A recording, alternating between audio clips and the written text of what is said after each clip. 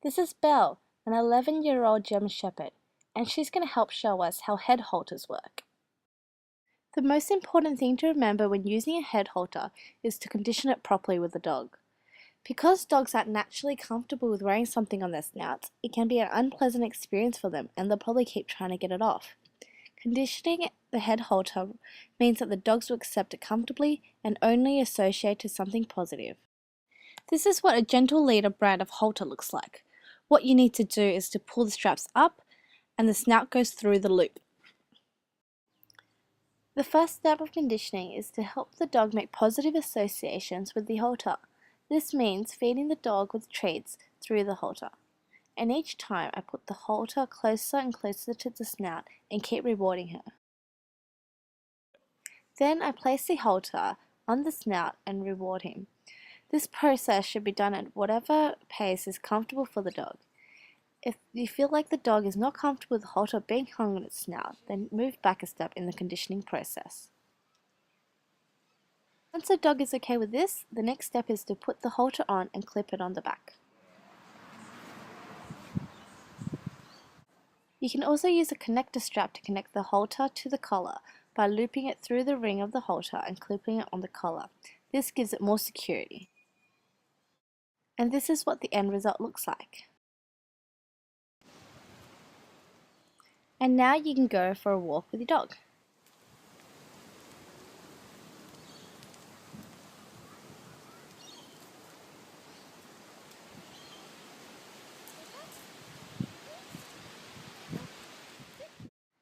Halti is just another brand of halter with the same use but just a different design. The same process of conditioning is required here as well.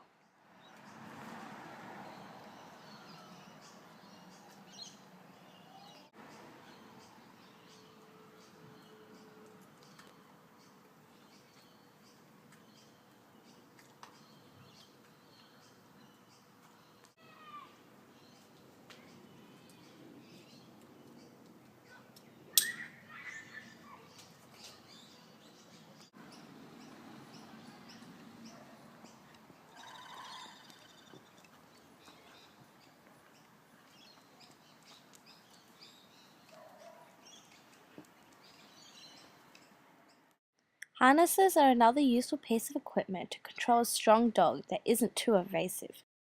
And this is Joshua, an 8-year-old Border Collie, and he's going to demonstrate for us how to wear a harness. This is a Black Dog brand of harness, which can attach both at the front and the back. With this brand, the black strap sits along the chest and the coloured strap sits along the girth. For this type of harness, it is a good idea to use a double-ended lead, where both ends of the lead has clips. Usually one of the clips is smaller, and this is the one to clip on the front. If you decide to only attach the lead to one end of the harness, whether it be the front or the back, you can clip the other end of the lead to the rings to form a handle.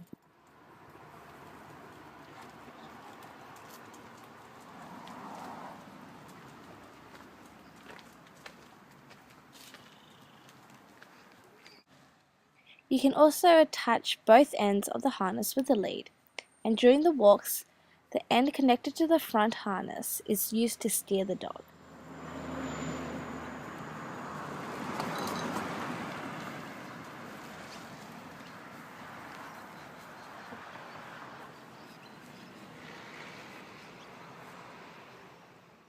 The New South Wales laws states that dogs must be restrained in a car, whether with a harness or in a crate.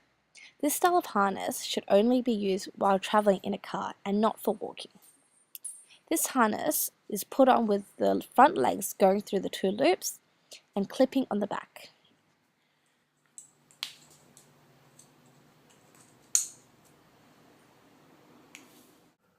Then a seatbelt strap is clipped through the 2 rings at the back to the seatbelt buckle in the car.